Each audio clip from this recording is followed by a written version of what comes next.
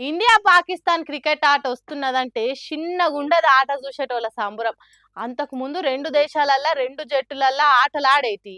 కానీ శ్రీలంక దేశ ఆటగాళ్ళ మీద ఉగ్రవాదులు దాడులు చేసుడుతోని మనం అక్కడి పోవుడు లేదు.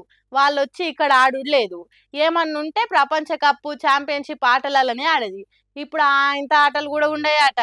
జమ్మూ కాశ్మీర్ లో ఉగ్రవాదులు దాడులు చేసిండ్రు కదా, ఆగో దాని మీద పాకిస్తాన్ దేశపోలు కనీసం ఖండించి ఆ ఉగ్రవాదులను పట్టిస్తామని కూడా చెప్పలేదు కదా. దాని మీద మన క్రికెట్ ఆట సంఘపోలు ఆ పాడుపడ్డ పాకిస్తాన్ ఆటగాళ్లతోని తెగదెంపులు చేసుకున్నారు. ఇప్పటికే ఈడ్చిదాన్నినట్టు రెండు దేశాల నడుమ ఆటలు ఆడమని చెప్పి అసలు వాళ్ళ అంచుకే పోతలేము. ఇక ఇప్పుడు వరల్డ్ కప్ ఛాంపియన్షిప్ ట్రోఫీలలో కూడా వాళ్ళతో ఆట ఆడే ఛాన్సులు అసలే లేకుండా చేసిండ్రట.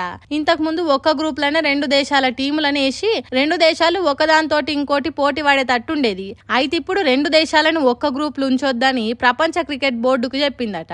అంటే వాళ్ళు ఏ గ్రూప్ లుంటే మన దేశం బి గ్రూప్ లో ఉండాలని, వాళ్ళు బీలుంటే మనం ఏ గ్రూప్ లో ఉండాలని ఖరాఖండిగా ఖచ్చితంగా చెప్పిండట. అంటే వాళ్ళు వేరే దేశాలతో ఆడి గెలిచి సెమీఫైనల్స్ కో ఫైనల్స్ కో వస్తే తప్ప మనం వాళ్ళతోని కలిసి ఆడే ఛాన్సులు అస్సలు ఉండయి అన్నట్టు. అంటే ఓ తీరుగా చెప్పాలంటే పాకిస్తాన్ దేశపోలను కాండ్రించి ముఖం మీద ఉమ్మి శిషి మీతో ఆడం పోరా బట్టేవాజ్గా అని చెప్పకనే చెప్పినామన్నట్టు. ఇట్లా చేసినందుకు ఆ దేశానికి వచ్చే ఆదాయమే కాదు, ప్రపంచ దేశాల ముంగట ఇజ్జతు ఇల్లువ సిగ్గు శరం పోవుడు ఖాయం. మరి మనోళ్ళు చెప్పంగానే వాళ్ళతో ఆడకుండా అవుతుందా అంటే, క్రికెట్ ఆటల్లో చాలా ఆదాయం వచ్చే మన దేశం చెప్పినాక ప్రపంచ క్రికెట్ సంఘపోలు కాదంటారా? ఐసీసీకి మన దేశం బీసీసీఐ ఎంత చెప్తా అంత. కాబట్టి పాకిస్తాన్ ఎడమకాలు చెప్పుతోని కొట్టినట్టు చేసుడు ఖాయమే అంటుర్రు క్రికెట్ ఆట ముచ్చట తెలిసిన పబ్లిక్. ఉండిలేని నీళ్లతోని రైతన్నలు ఎట్లనో గట్ల ఓ తీరుగా పంటలు పండించిర్రు. అయితే పండిన వడ్లు అమ్ముదామంటే కొనే దిక్కు లేకుండా అయింది. వాటిని అట్లనే ఉంచుదామంటే చెడగొట్టు వానలు ఉక్కిరి బిక్కిరి చేస్తున్నాయి.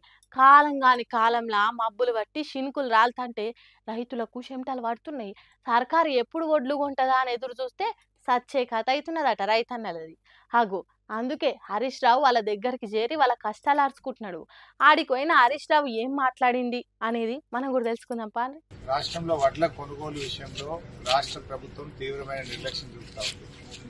ముఖ్యంగా చాలా జిల్లాల్లో నల్గొండ, సూర్యాపేట, ఖమ్మం తదితర జిల్లాల్లో వడ్ల కొనుగోలు ప్రారంభం చేయకపోవడం వల్ల సగం వడ్లు దళార్లకు అమ్ముకోవాల్సిన పరిస్థితి వస్తూ ఉంది.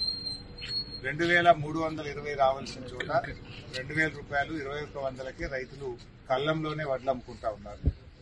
ఒకవైపు అకాల వర్షాలు వడగళ్ల వానతో భయంతో కొనుగోలు కేంద్రాలు ప్రారంభం కాక బయటే వడ్లు అమ్ముకుంటున్న పరిస్థితి ఉంది. కళ్ళం నిండా గింజలున్నా రైతన్న కండ్ల నిండా నీళ్లే నిండినే అన్నట్టున్నదని తెలుసుకున్న హరీష్ రావు వడ్ల కళ్ళల కాడికి చేరుకున్నాడు. ఆడ రైతులతో మాట్లాడి వాళ్ళ కష్టాలు తెలుసుకుని తర్వాత మీడియాతో మాట్లాడుకుంటా వడ్ల కొనుగోలు ప్రారంభం చేయకపోవడం వల్ల సగం వడ్లు దళార్లకు అమ్ముకోవాల్సిన పరిస్థితి వస్తూ ఉంది. 2,320 రావాల్సిన చోట 2,000 రూపాయలు 2,100కి రైతులు కళ్ళంలోనే వడ్లు అమ్ముకుంటా ఉన్నారు. ఆగో అట్లా రైతులకు నష్టం జరుగుతున్నదట. వడగళ్ల వానతో భయంతో కొనుగోలు కేంద్రాలు ప్రారంభం కాక బయటే వడ్లు అమ్ముకుంటున్న పరిస్థితి ఉంది. తెలిసిందే కదా, బయటోళ్ళకి వడ్లు అమ్మితే ఎట్లుంటదో. వడ్లల్లా కటింగు, ఇచ్చే పైసలల్లా కటింగు, కాంటాల మోసం. అబ్బో చిన్న మోసాలుండయి దళార్ల దందా. వాళ్ళు చేసే మోసాలను అమాయక రైతులు కనిపెట్టలేరు, కనిపెట్టినా వాళ్ళని ఏమనలేరు. ఇక దానికి తోడు రైతులు వానలతోని అరిగోసలు పడుతున్నారట.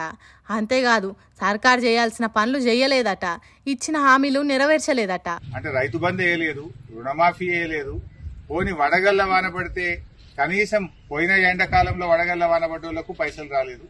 ఇప్పుడు ఈ ఎండాకాలంలో కూడా వడగళ్ల వాన పడి ఈ ఎండాకాలం కూడా రైతులు కష్టాల పాలైనరు.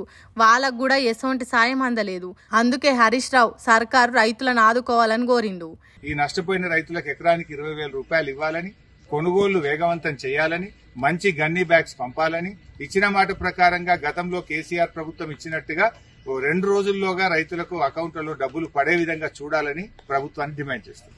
ఇగో గిట్ల రైతులు పడుతున్న కష్టాల మీద కళ్ళాలు తిరుగుకుంటా వాళ్ళ బాధలు తీర్చాలే అంటున్నాడు.